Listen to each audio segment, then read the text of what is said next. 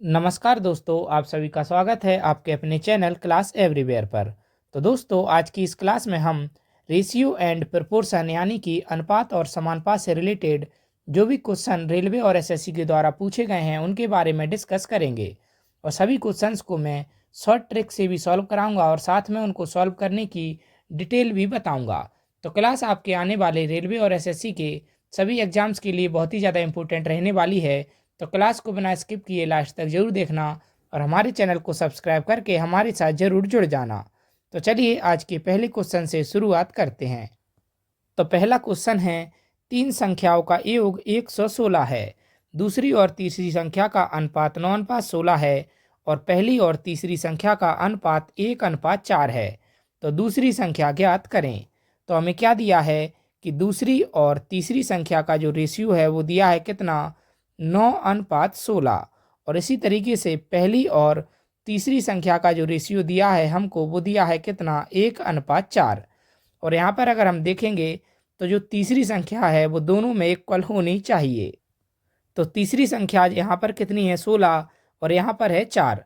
तो दोनों को बराबर करने के लिए हम क्या करेंगे कि इसमें अगर हम 4 से मल्टीप्लाई कर देंगे तो दोनों में तीसरी संख्या बराबर हो जाएगी। तो 4 से जब मल्टीप्लाई करेंगे तो 4 एकम 4 और 4 गुणा 4 16। तो रेशियो निकल आया हमारा कितना, 4:16। अब दोनों जगह तीसरी संख्या बराबर हो चुकी है। इसके बाद अगर हम देखेंगे तो पहली संख्या, दूसरी संख्या और तीसरी संख्या का रेशियो अगर हम लिखें तो पहली संख्या कितनी निकाली हमने, 4। दूसरी संख्या आई कितनी, 9। और तीसरी संख्या आई कितनी, 16। तो रेशियो निकला 4:9:16। इनको अगर हम ऐड करेंगे तो कितना आएगा, 29। और क्वेश्चन में हमको दिया है कि तीनों संख्याओं का योग कितना है, 116 है। तो 29 यूनिट की वैल्यू कितनी दी है हमको, 116। 29 से जब 116 में भाग देंगे तो कितनी बार जाएगा, 4 बार। तो 1 यूनिट की वैल्यू यहाँ पर हमको निकल के आई कितनी, 1 यूनिट की वैल्यू हमने निकाल ली 4। इसके बाद हमसे पूछा है तो दूसरी संख्या ज्ञात करें। तो दूसरी संख्या क्या है, तो वो है 9। तब दूसरी संख्या क्या हो जाएगी, तो दूसरी संख्या है 9 यूनिट। तो 9 यूनिट की वैल्यू कितनी हो जाएगी, 9, और 1 यूनिट की वैल्यू है 4। तो 9 गुना 4 36। तो इसका करेक्ट आंसर हो जाएगा ऑप्शन डी। इसके बाद अगला प्रश्न देखते हैं।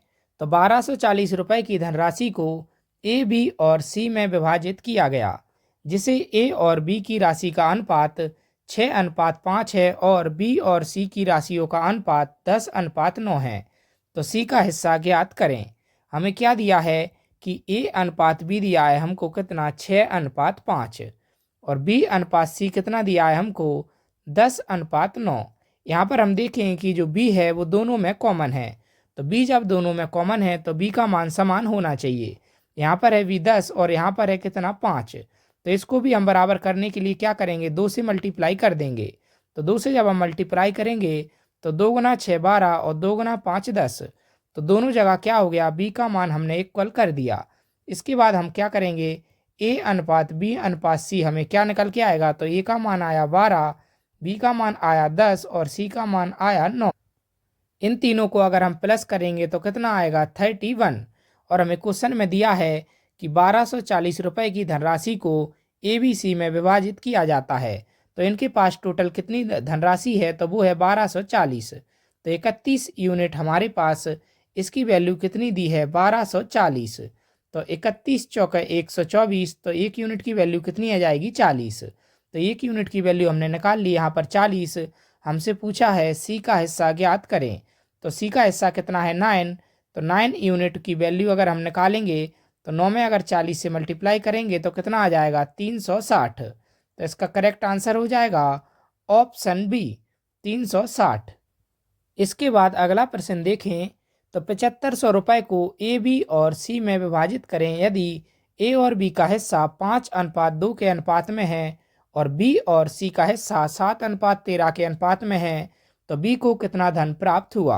क्या दिया है हमको, ए अनुपात बी दिया है कितना, 5:2 और बी अनुपात सी दिया है हमको कितना, 7:13। दोनों में क्या देखेंगे हम कि दोनों में कॉमन क्या है, तो दोनों में कॉमन है बी। तो क्या करेंगे, हम बी को इक्वल कर देंगे। तो अगर यहाँ पर हम 7 से मल्टीप्लाई कर दें और यहाँ पर 2 से मल्टीप्लाई कर दें तो बी इक्वल हो जाएगा 7 गुना 5 35, 7 गुना 2 14, 2 गुना 7 14 और 13 गुना 2 26। तो इस तरीके से हमने क्या कर लिया, जो बी का मान है वो बराबर कर लिया। इसके बाद हम क्या करेंगे, तो ए अनुपात बी अनुपात सी हमारा निकल के आया कितना, 35 अनुपात 14 अनुपात 26। इन तीनों को अगर हम जोड़ेंगे तो कितना होगा, 75। और हमें क्या दिया है कि ए बी सी में कितने रुपए विभाजित किए जाते हैं, 7500 रुपये। तो 75 यूनिट की वैल्यू कितनी दी है हमको, यहाँ पर 7500 रुपये। 75 से जब हम इसको काटेंगे तो जाएगा कितनी बार, 100 बार। और इसमें हमको पूछा है तो बी को कितना धन प्राप्त हुआ, तो बी को कितना धन प्राप्त हुआ, तो बी को 14 यूनिट प्राप्त हुए। तो 14 में अगर हम 100 से मल्टीप्लाई कर देंगे तो बी को कितना धन प्राप्त हुआ, 1400। तो इसका करेक्ट आंसर हो जाएगा ऑप्शन ए। अगला प्रश्न देखें तो 370 रुपये को ए बी और सी में इस प्रकार विभाजित किया गया है कि ए अपॉन बी बराबर बी अपॉन सी बराबर 3/4 हो। तो ए का हिस्सा ज्ञात करें। क्या दिया है हमको, ए अपॉन बी बराबर दिया है बी अपॉन सी बराबर दिया है कितना, 3/4। मैंने आपको पहली ही क्लास में बताया था कि जो अपॉन में संख्या रहती है उसको हम रेशियो में भी लिख सकते हैं। तो यहाँ पर हम इसको लिख सकते हैं, ए अनुपात बी कितना हो जाएगा, 3/4। और बी अनुपात सी कितना हो जाएगा, 3/4। दोनों में हम देखेंगे क्या है, बी कॉमन है तो बी को इक्वल करेंगे। तो यहाँ पर हम 3 से मल्टीप्लाई कर देंगे और यहाँ पर हम 4 से मल्टीप्लाई कर देंगे तो बी इक्वल हो जाएगा 3 गुना 3 9, 3 गुना 4 12, 4 गुना 3 12 और 4 गुना 4 16। तो दोनों में क्या हो गया कि बी को हमने इक्वल कर लिया। तो रेशियो निकल के आया हमारा कितना, ए अनुपात बी अनुपात सी का रेशियो निकल के आया 9:12:16। क्वेश्चन में हमको दिया है कि ए बी और सी में कितने रुपए विभाजित किए जाते हैं, 370 रुपये। यानी कि इनके पास कुल कितने रुपए हैं, 370 रुपये हैं। इनको अगर हम जोड़ेंगे रेशियो को तो कितना निकल के आएगा, 37। तो 37 जो यूनिट है इसकी वैल्यू दी है हमको कितनी, 370। 37 से 37 कट जाएगा तो कितनी बार जाएगा, 10 बार। एक यूनिट की वैल्यू निकल के आई हमारी 10। इसके बाद हमसे पूछा है तो ए का हिस्सा ज्ञात करें। तो ए का हिस्सा कितना है, 9। और एक यूनिट की वैल्यू निकाली हमने 10। तो 9 यूनिट की वैल्यू कितनी आएगी, 9 गुणा 10 कितनी आ जाएगी, 90। तो करेक्ट आंसर हो जाएगा इसका क्या, ऑप्शन डी। इसके बाद अगला प्रश्न देखें तो 900 रुपये को ए बी और सी में इस प्रकार बांटा गया कि 1/2 ए बराबर 1/3 बी बराबर 1/4 सी। तब ए बी और सी द्वारा प्राप्त राशि ज्ञात करें।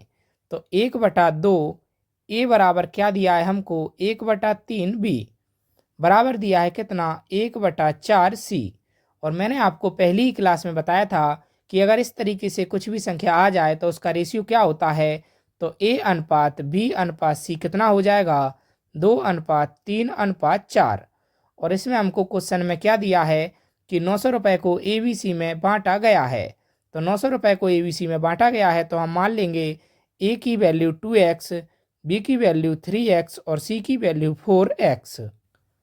इन तीनों को जब हम प्लस करेंगे तो कितना आएगा हमारे पास, 9x।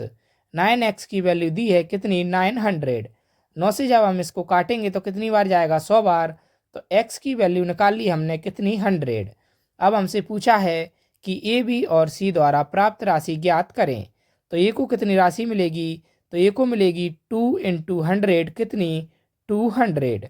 बी को कितनी राशि मिलेगी, तो इसमें हम 100 से मल्टीप्लाई करेंगे तो 3 × 100 कितना आ जाएगा, 300। सी को कितनी राशि मिलेगी, तो इसमें हम 100 से मल्टीप्लाई करेंगे तो कितनी आ जाएगी, 400। तो इसका करेक्ट आंसर आ जाएगा 200, 300 और 400। तो ऑप्शन सी इसका करेक्ट आंसर हो जाएगा। इसके बाद अगला प्रश्न देखते हैं। तो 94 रुपये को 2 भागों में इस प्रकार विभाजित किया गया कि पहले का 1/5वां भाग और दूसरे का 1/8वां भाग का अनुपात 3:4 है। तो पहला भाग ज्ञात करें। ए प्लस बी अगर हम माने कि दो संख्या हैं तो इनका योग कितना दिया है, 94। 2 भागों में बांटा गया, हमने मान लिया ए और बी में। अब हमको क्वेश्चन में दिया है कि पहले का 1/5वां भाग, तो 1/5 ए का भाग कर देंगे और क्या दिया है, और दूसरे का 1/8वां भाग दूसरे का 1/8 कर देंगे तो रेशियो दिया है कितना, 3/4। अब हम इसको सॉल्व करेंगे तो क्या आएगा, 4/5 ए बराबर कितना आ जाएगा 3/8 बी।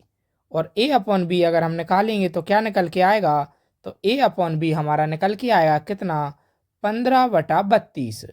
तो यहाँ पर क्वेश्चन में हमको दिया था कि 94 रुपये को दो भागों में बांटा जाता है। तो ए और बी के पास, ए के पास अगर 15 है तो बी के पास कितना है 32।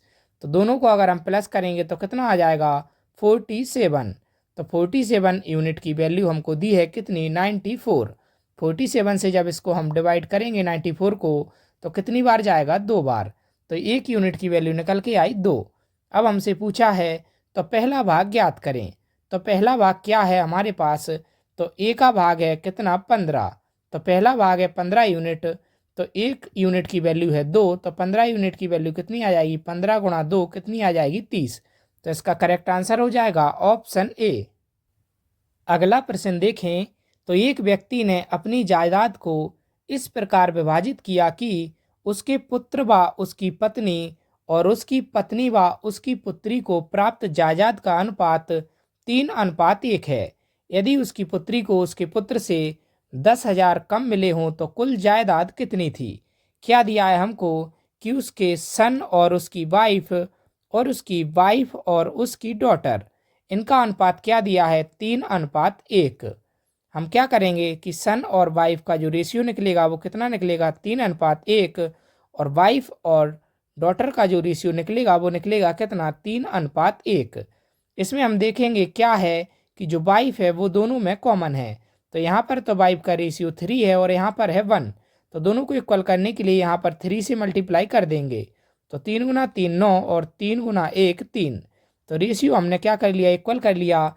तो हमारे पास क्या निकल के आया, तो हमारे पास निकल के आया सन वाइफ और डॉटर। तो सन वाइफ और डॉटर का रेशियो निकल के आया हमारे पास 9:3:1।